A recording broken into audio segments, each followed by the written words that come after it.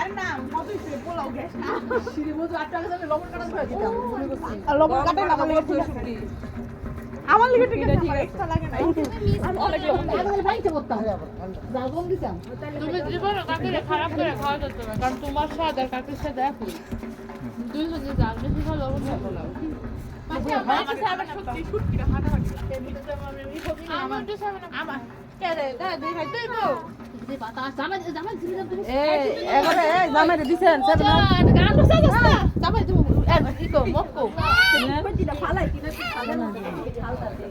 জামাই মনে কিছু না পিকনিক করে হরিয়া ভুলে থাকা জামাই দিছে হরিয়া ভুলে থাকা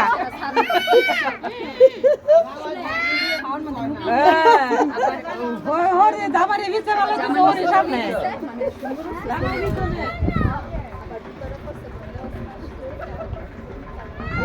এ লাগি তো মজা হতো ঠান্ডা বাতাসটা